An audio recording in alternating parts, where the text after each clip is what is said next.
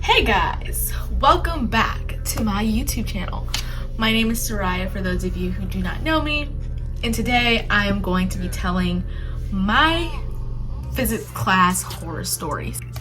I have no words to describe how I feel about this situation, but I know a lot of people have been asking me questions about whatever came from this. Well, I'm about to finally reveal what happened, and this is just going to be my opportunity to get something out of this nightmare of a story. So if you're interested in hearing about my tragedy, my misfortune, then go ahead, get you some popcorn, a snack, and let's just get into this story.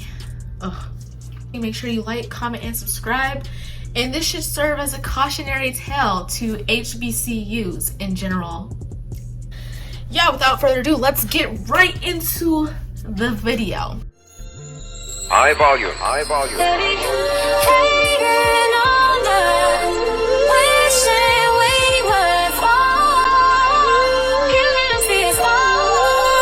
gotta make this down cry.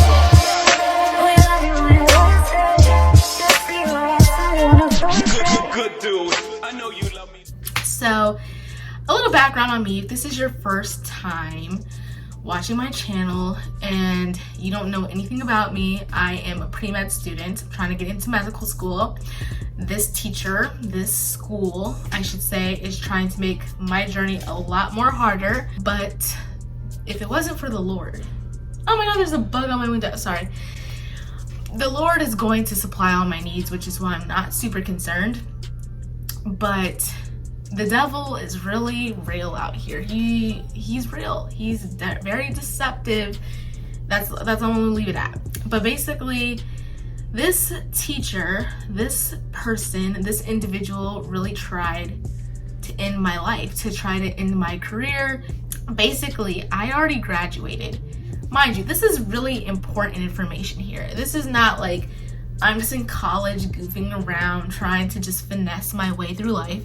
No, I've already graduated, mind you. I graduated 2021 with a degree in biology. We're good in that department. I just needed a couple more classes before I applied to medical school. So I graduated in May thinking I'm gonna take this amazing gap year. I'm gonna do all these amazing things and I'm gonna move on with my life. And so, needless to say, that's not what happened. So I needed Physics 1, Physics 2, and I also needed Organic 1, Organic 2. This story is about physics. Organic 1, Organic 2 went great.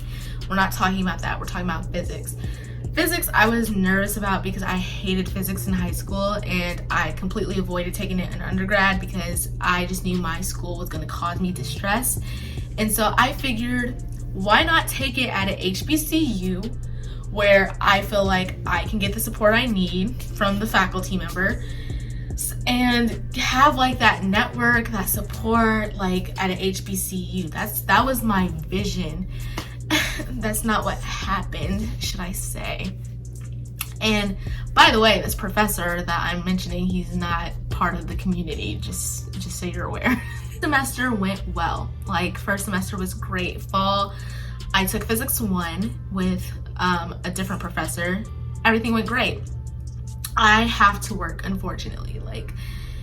I have bills to pay. It's not like I can just sit and take classes all day. I don't have that luxury or that privilege as others may have, just being able to go home and focus on school. No, I have bills, so I had to work and do classes at the same time. I had no issue with that. Fall, I worked 2 jobs and I took 2 classes. Meanwhile, I studied for the MCAT. I got an A in organic, and then I got a C in physics. I was proud of my little C considering everything I was doing. I had to work, I have no choice but to work. I was also studying for the MCAT, which was probably not a good idea, but at the time I didn't know. I don't know any better. I just feel like I had to do that. And I would make YouTube videos because that's my hobby. So I had a good time, and with that C, physics was extremely difficult. I hate physics so much.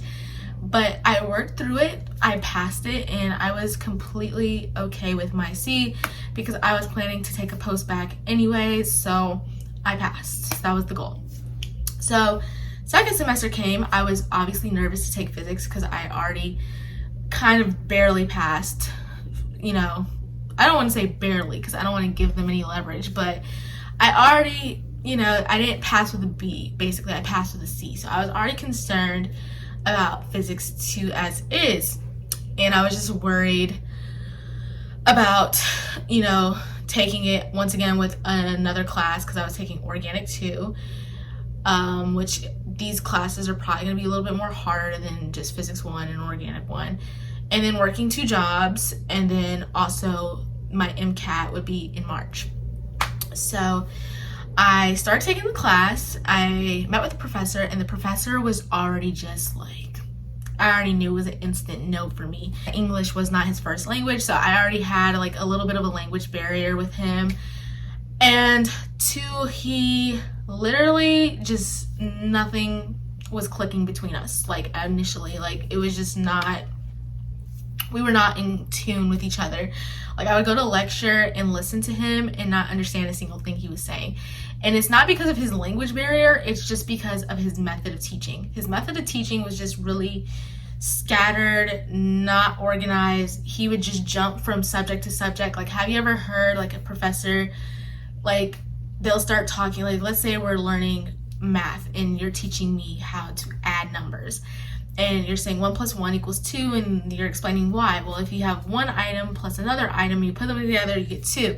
He'll start explaining that, then all of a sudden he'll jump to division. And by the way, division is this, da, da, da, da. And then you're like, wait, but weren't we just learning about 1 + 1? Like that was him. Like he would just kind of jump between subjects and it just wouldn't make sense. So initially, I already struggled with that, and I'm not going to go to him and tell him that your teaching method doesn't make any sense. I just thought, like, I don't really have much of a choice. I'm going to have to adapt and just figure it out.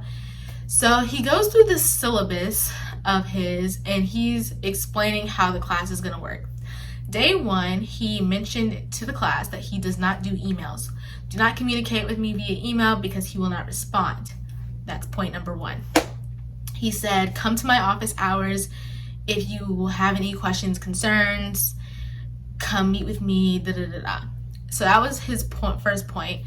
Secondly, he said we're going to have like these weekly assignments, but you can turn them in whenever you want. So this was my mistake, was thinking like I can trust this man. He's trying to say that you can do the assignments at your own pace. And so I was like, bet, cool. So that was like my mistake in like thinking that was real, and I should have had that in writing, but I didn't. I will 100% admit that I do not have that in writing, but I have confirmation that he said that that was the case. He said like you can turn in assignments as you go, as long as everything is turned in before the end of the semester. There will be no penalty, no grade deduction, no none of that. So that was like the second thing.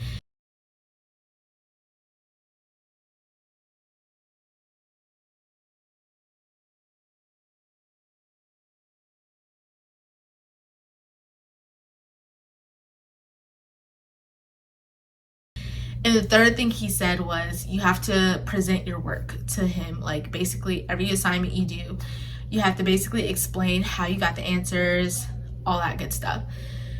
So after leaving that class, I knew that I needed a tutor because I was not going to be able to understand him. And I figured I can like take this as a self-paced class, and I can just basically come to class, get what I can get from him, take notes, and then take it to my tutor, have them explain it to me in a better way, turn in my assignments, and we'll be good to go.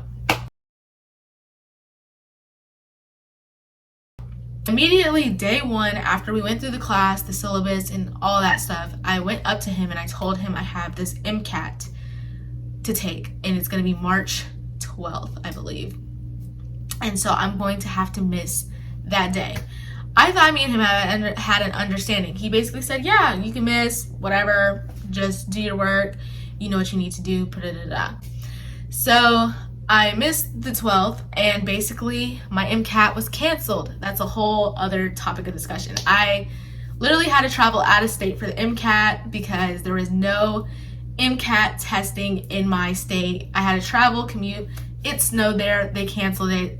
MCAT, completely waste of a trip.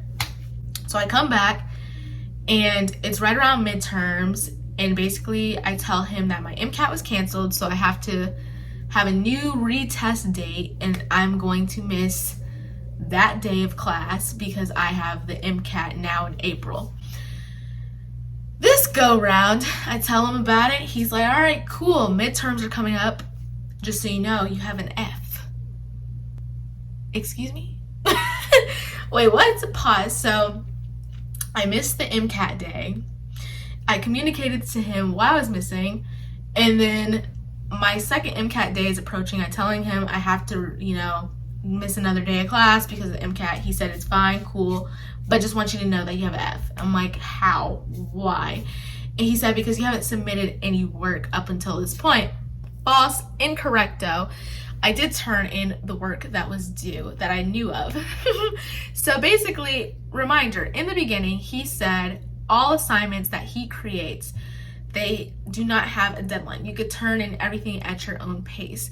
So he created these tests that were labeled T1 through T7. So T1, test 1, T2, test 2, get the point. So T1 was due in January, T2 was due February, T3, March, T4 is also I think a March test as well. T1 and 2, I missed both of those test deadlines. I didn't know that they were quote unquote due by a certain date because he had already said that we'd have open access to all the tests and assignments until the end of the semester. But basically, the T1 test and the T2 test had these due dates in January, February that I did not do. I didn't do the test. I'm going to be honest, didn't do the test. Understandable. Didn't do it. And I was arguing with him back then, how are you going to say that I missed 2 tests when you said that everything's due at the end of the semester?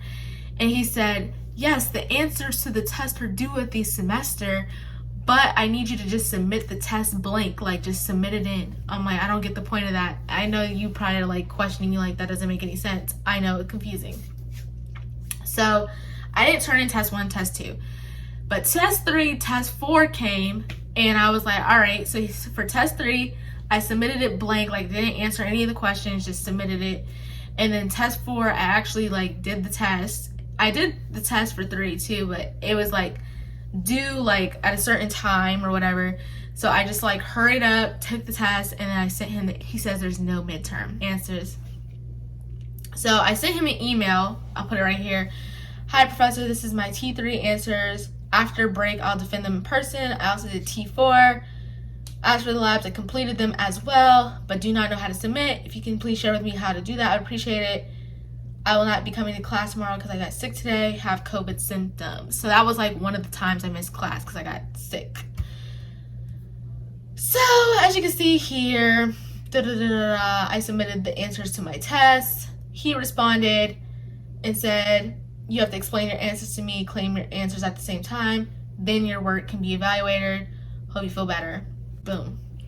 So after returning from spring break, I presented to him all my answers. I showed him all the work, and he kept saying the tests were incorrect. So at this point, I had missed 4 tests. He wouldn't let me make up test 1 or test 2, test 3, test 4. He let me turn those in. He let me defend them, but he said all the answers were incorrect, so he will not grade them. At that point, 0 in the class. So then he says, focus on the last 3 tests. There's test 5, test 6, test 7. I'm like, okay, how am I going to pass the class when all we do are tests? There's no discussions, there's no anything. He says there's no midterm. So then I go to Blackboard, and then it said midterm exam 0. What midterm? When did you give a midterm assignment, sir?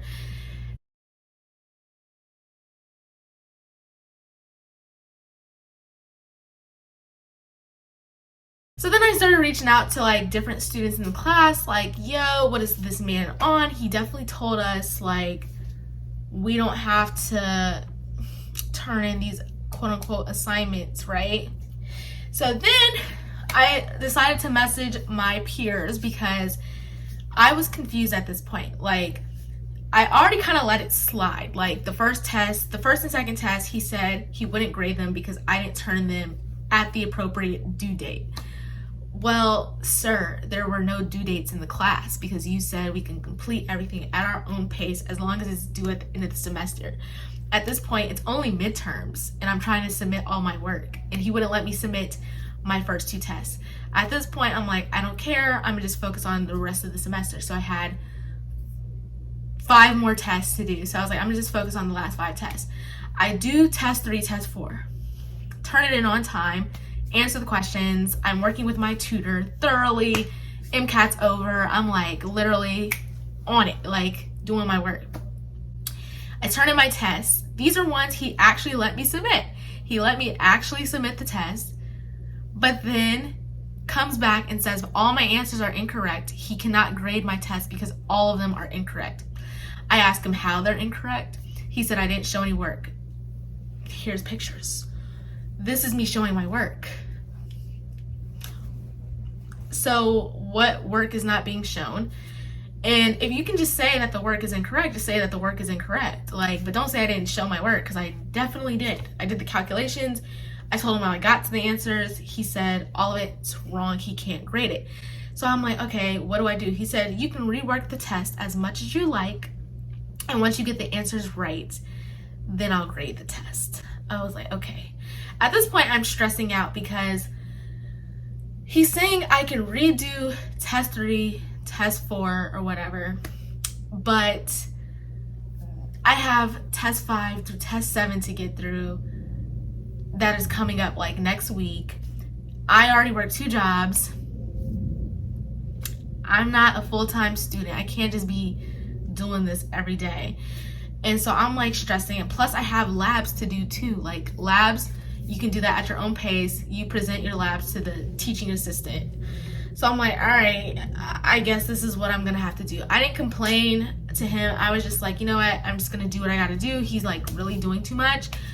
I started reaching out to the other classmates, like, isn't this what he said? And as you can see here on the screen, I put, did he not say that we could submit work whenever as long as it was before the end of the semester? Question mark. And this girl in the class said, yes, with tests and labs, you were able to defend them whenever there was no time limit. So I don't know why he was doing this, but made no sense. So there was that. So as I kept going through this class, like at midterms, I was working with my tutor. I got another tutor too, just to like work with different tutors, and both of them would help me like for hours upon hours, solve these test questions, redo the test questions, tell me how I should present the answers. I'd go back to his office and lo and behold, I would answer one of the questions correctly. I would be able to defend it properly, but it would only be one question out of the 20 questions I answered. So he would only grade one of them. So if you look in the grade book, you'll see, if you look in the grade book at T3, that's the one I was working on for the longest, he ended up giving me a 69 out of 100 because the test probably had like maybe 13, 14 questions. And like, I guess 7 out of the 14 were correct. So he graded that part, but anything that was incorrect, he wouldn't grade it. And he would grade, so if I got another question right, he will change that one question right, and then it'll make the grade go up. But he wouldn't grade the whole test. He would only grade it if the answer was correct. He wouldn't grade it if it's incorrect. So that's T3. T4, I had already done the test, but he wouldn't grade it. Like I said, as you can see, there's a dash there instead of like a 0 or anything. He wouldn't grade it because he said the test was incorrect. So there's that. So I just kept going through the class. At this point, we're getting to the home final stretch. I have not been able to do T5 through T7 after midterms because I am still retaking the same freaking 2 tests, T3 and T4. He refused to grade it unless the answers were correct. unless I presented the test correctly. And so I'm at the point now where he's just like, you should just drop the class and get a WWF. I was like, what? That's wild, sir. Like, literally wild. And like at this point I'm upset because I'm like, sir. Sir, like, we literally were good in the beginning. Like January, February, I explained to him my situation. I'm a visiting student. I work 2 jobs. I have this MCAT. And he said, that's fine. Like, you're going to be fine in the class. Don't worry. And then all of a sudden in March, he hits me with, you're failing my class. And I'm like, okay, so what can I do? Like, I don't go into reactive mode. I'm just like, all right, so at this point, we're just going to focus on making sure I pass. Like, I'll do everything I can. I start coming to office hours. He doesn't do the email exchanges. Everything I'm communicating is verbal via, like, after class is over or coming to his office hours. I came to his office hours every day from midterms to the very end, and he just was not willing to help, not willing to grade anything, like, at all. Like, anything I did in the class, refused to grade it because he said it was wrong. And I'm like, what makes it wrong? He wouldn't like walk through it with me. He wouldn't explain. He would just say, it's wrong. Come back when it's right. What am I supposed to do with that? So after that, we reached like the last 2 weeks of school. I was like, I gotta get somebody else involved here because I don't really even know how to explain what happened to me. Like, I feel like nobody's gonna believe me because none of this is in writing, and I really don't want to seem like a liar. I just want to be completely honest about my mistakes in this situation, but also the fact like this teacher is practically blackmailing me. So then we go to this lady, and I come to her in like emotional distress. I was like pretty much crying. I was like, hi, this is my situation. I told her everything that had happened, and basically she told me that there was no chair in the department, but she could reach out to certain people that could help me, and she said she would get back to me as soon as possible. Well, she did not reach back out. So as you can see, I met with her on April 26th because she sent me an email. In our conversation, she told me she was going to connect me with a med coordinator with the school.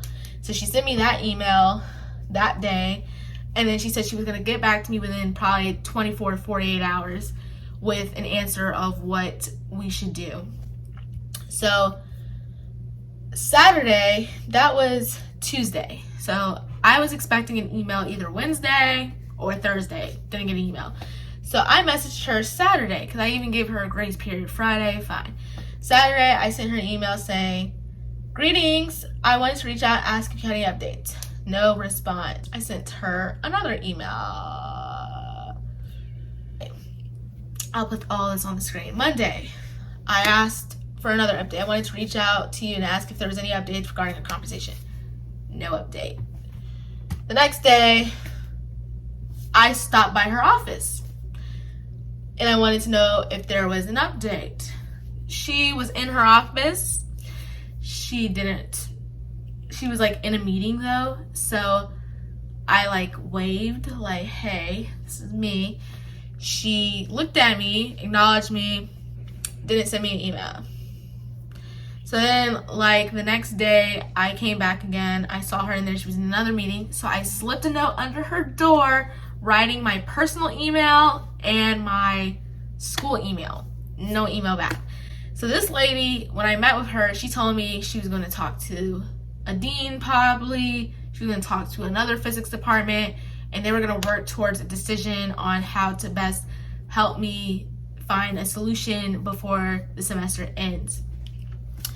Since she did not respond to my email, at this point, I just had to continue with the class. Like, I just had to keep going. I was doing my labs, retaking these questions, trying to start T5 to T7. At this point, it's like 2 weeks before the semester's ending. I felt like all hope was lost. He said he was going to fail me. It was just like, what do I do at this point? So he came up to me with an ultimatum, like, I want to say like 3 days before the class ended. I never heard back from this lady, by the way. He tells me that he's going to give me 1 or 2 options. 1, I don't have time to make up anything else because I'm not going to get the answers right anyways. And I could just take the regular final exam and then I will still fail the class. That's what he tells me. Or I could take a 3-question test, use my notes, use the internet, as long as it's not like Chegg or any of those answering services. And on that 3-question test, whatever I get on the test is what I get in the class. Sounds like a beautiful, beautiful answer, right? No. Why? Because I've been working on 2 tests for like 2 months and every single time I answered a question to his test using tutors, people he had advised me to go see, he would say my answers are incorrect, right? So me taking a 3-question test, even if I found the answers on Google, he's gonna say the test answers are wrong. I just knew he was gonna fail me regardless. It was like blackmail at its finest. So I was like, do I really have much of a choice? And he said, I mean, you do have a choice, but the choice is either you fail the class because you keep doing it the way this is going, or you just take the test. So I was like, all right, I'm gonna just take the stupid test. So for 2 weeks, I study for the test. I go to my tutors that I've been going to, the tutor that is assigned to the class, and then my other tutor is a student that I know took the class with him and got a passing grade. And they're basically walking me through, trying to like give me some advice, pointers, whatever. Test day comes. I sit there for like 3 hours taking the test, using as many resources as possible. He said he could work with other students in the class. And I thought I drafted a handy dandy test. At the end, I hand him my test like this. He grabs it, he flips through it, he's just like, and then he says,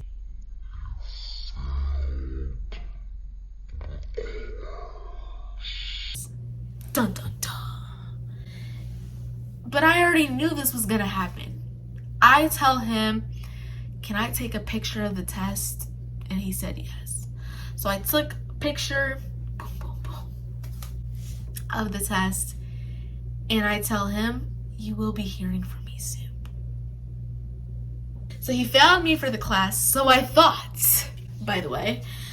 I was so mad, I was so furious because that lady who I asked for help didn't come through, and then he gave me this, and I wasted a whole semester. Well, let's look at the numbers here. Like, let's look. So I paid for this class out of pocket. To take a class at Bowie State, I would be considered part-time. Part-time is less than 12 credits. Tuition is $258 per semester credit. The activity fee, $795. Athletic fee, you have to pay the athletic fee even if you're not doing anything. Wellness center health fees. University construction fee, I have to pay for them to construct their site. Student center fee, technology fee, intramural recreation fee, sustainability fee, and a Bowie card fee. That comes down to a whopping total of $388.05 per semester credit. So multiply that times 4. That brings the grand total to $1,552.20 for the whole semester. So you mean to tell me I spent $1,500? I'm gonna just say $1,600. We're gonna round. I spent $1,600 to get an F? No way, Jose. So I was like, I'm going to appeal this grade. I have all the evidence. And then I realized I didn't have that much evidence. I was so upset that I wasted so much money on this class. I didn't even want to look at my transcript that semester. I didn't want to look at it. I didn't look at it. So I instantly just started the appeal that day. That day, I reached out again to a dean because I felt like I had already moved in the right steps. They said the way it works, there's levels. You first start out with the teacher. You try to work it out with the teacher. Then you go to the chair of the department. there was no chair at the time. That was what I was told. So I talked to this random lady. We're gonna call her a random lady. Then you go to a dean, which is like a dean of the department, like dean of sciences. If that doesn't work, then you go to the dean of the school, and then you work way up. So I started out with reaching out to a dean, and she said there is a chair of the department. And I was like, what? So I reached out to this quote-unquote chair, which turns out he wasn't the chair. He was a grades appeal committee person. I thought this was going to be perfect for me, and I reached out to him, let him know the situation. I sent him a long email explaining the whole entire story. If you want to read the email, please pause and go ahead and read it. But I sent him a long email telling the whole entire story, the chairperson onto the email as well as the dean. His response to me, so I did all of that and basically put together a little document timeline of events. Hey guys, so this is future tense Seriah. I guess where I left off in the video, I mentioned emailing the grade of appeals director, and he was telling me I needed to put together a timeline of events. What I was going to do was just talk about the back and forth between me and the grade appeals and how it just didn't work out, but I figured that would just be too much. Like, so much had transpired since I created my timeline of events of what happened. But long story short, what ended up happening is that whole summer I didn't hear anything back from the academic appeals person, and I ended up emailing again in the fall right before school started just to see what had happened. And basically the academic appeals person said this was not a grade appeals issue, to take it up with the chair. And I finally met with the chair like 6 months later over the phone. He told me he could possibly do something. Then he said he couldn't do anything. I spoke with another dean, and ultimately the decision was that this school could not do anything. It's 2 months later since I recorded this video, and I just feel like what I've decided to do was just record it to express my feelings about what happened with this class. And since then, since this class, I've just decided to really truly just move on.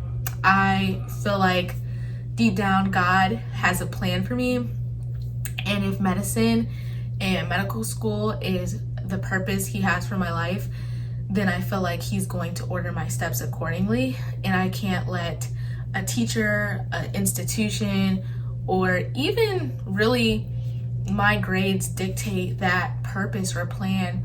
I feel like God does give us the power of free will, free choice, and we can really deter ourselves and cause delays, but everything happens in his perfect timing, and I feel like he does provide grace for us. And I just feel like I've taken this timing to really just reflect on that, to get over the hurt and disappointment of quote unquote failing this class, but just really focus on moving forward and what I'm going to do to get to medical school, and really reflect on if medical school is part of my journey. And so yeah, since then a lot has also happened. I sprained my neck. I still don't even know how that happened, and I've just been focusing on being a surgical technician, working at my second job, and trying to study for this GRE. I've had a lot of personal adversities with my living situation, with work, and even with school, and it's just been really difficult to say the least, but I've gained such a sense of peace overall from this, and I've just chosen to move forward. I called medical schools that I've been interested in just to tell them pretty much like, this is the truth. My GPA sucks. I'm planning to do a master's. My MCAT sucks. I'm planning to retake it. Do you guys accept a holistic approach? And the school said that they do not have GPA requirements and they don't have MCAT requirements. So I feel as though even though I have a really low GPA and I have not a great MCAT score, there's so much to myself that I can offer.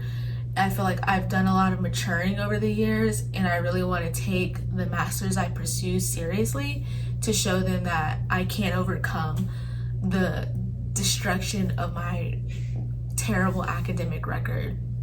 And as for this physics class that I failed, I just feel like it's a lesson learned to move forward.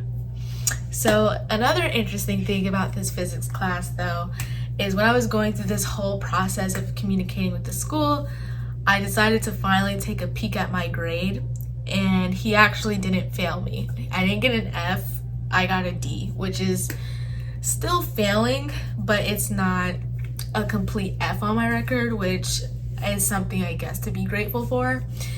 Yeah, I just choose to have peace and just share this as a cautionary tale that sometimes classes aren't what they're cracked up to be. Always make sure you keep a record of any conversations you have with a professor. Make sure you take accountability for your actions in the situation as well. And I know I wasn't the perfect student. I still don't feel like I deserved an F. I still don't feel like I've deserved a D. And I did the best thing I could, which was try to advocate for myself. And despite all of that, it didn't really go anywhere. I think the biggest disappointment as I was rewatching the video that I was editing is in the beginning I mentioned I went to Bowie State for support at an HBCU, which I didn't get during undergrad at a PWI. I didn't get as much support as I would have wanted. And just the professor I was taking this class with, he was a white professor, but I don't know where he was from. I don't want to assume anything, but he was a white professor, and I just felt like going to the administration and emailing them. I cried on the phone many times explaining what had happened. It was just like no support. I think that's like the biggest disappointment in this whole thing, is the lack of support from the teacher himself, from the academic appeal board, from the chair of the department, and from multiple deans I've spoken with. I went through levels, and even after speaking with one dean, I decided to reach out to another dean who was above her, and it just was completely ridiculous. I was going to continue to fight to the end, but I just really decided to just focus on my mental and just choose to just have peace with it and move forward. And that's all I can do. But I think that is like the biggest thing about this, is just like feeling like there was just no support from faculty and staff at an HBCU, which really was just hard and devastating for me to experience. So I hope you guys enjoy this story time somewhat, and you guys can learn from my experiences, and yeah, just moving forward. And I will see you in my next video.